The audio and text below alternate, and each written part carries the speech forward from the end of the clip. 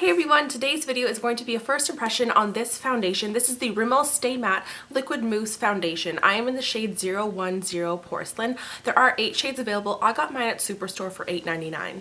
So what this is a lightweight shine control foundation that's supposed to mattify your skin and keep you matte throughout the day. I'm going to read the claims that it has on the back here.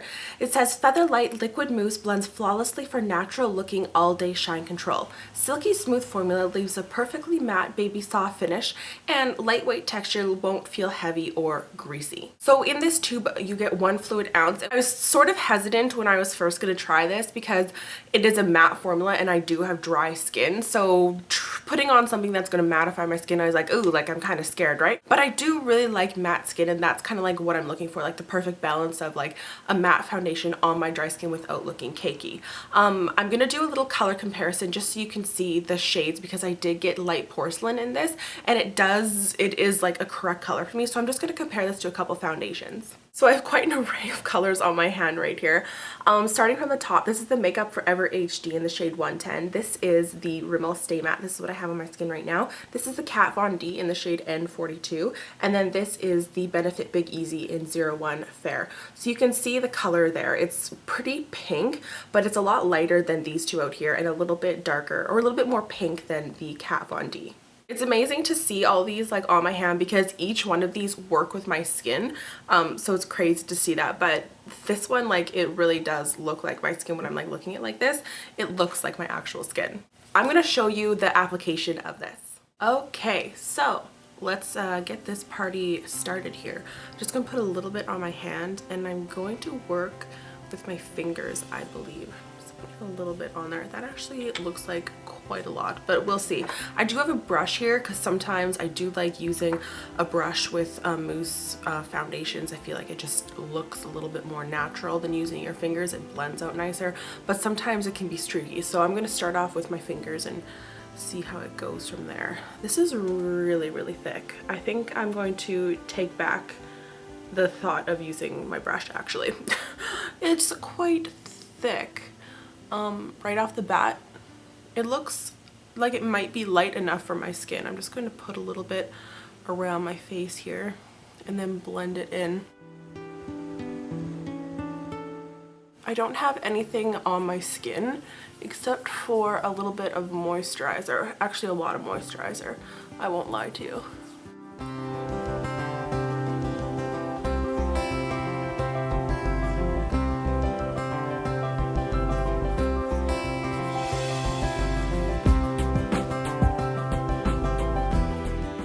It's really easy to blend in, I'll give it that, and it doesn't look like it's too bad of color. I'm gonna put some on top of my eyelid here just to cancel out any of that pigment.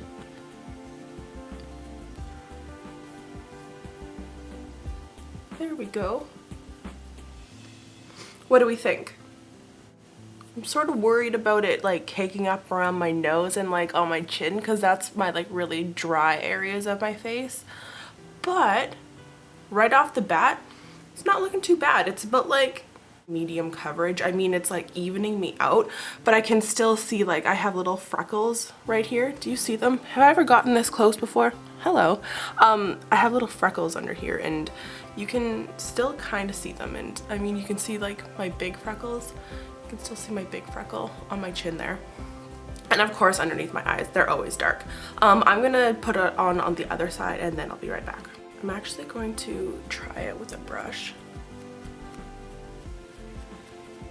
That's actually not too bad with a brush. It goes on a lot thinner with a brush, which might be a great option if you do have really dry skin. It doesn't look too bad there with a brush. Just gotta buff it in a lot. So my entire face has the foundation on it. This right here I put on with a brush. This I put on with my fingers. Right off the bat, it is kind of like caking up and in my brow right here and also around my nose. I feel like this is just like a dry patch on my skin. And then on my chin down here, it looks pretty cakey, I'm gonna use the word. Ignore my lips, they're very dry right now, but it looks great like on my cheek and over here. It is quite thick, but we're gonna see how this plays out. So I've applied all my makeup. While I was doing that, I was sort of just like re-rubbing this in around my nose, and it kind of just blended in and buffed out really nicely, and it looks really beautiful now. The color is great so far. So I'm gonna check back in a little bit. It is 12:15 right now. Let's see how this puppy wears. So it is 7:29, about 7 hours from when I originally put it on. I put it on like 12, right? I think so. So this is my skin right now. It's not looking too cakey. I am obviously matte. Usually I do stay matte throughout the day. It has settled into my fine lines on here, but pretty much everything does. It's just how the game works, right? I was worried about around my nose earlier, but it's lasted really nicely on my skin, and I actually really like it. I don't really have anything negative to say about it.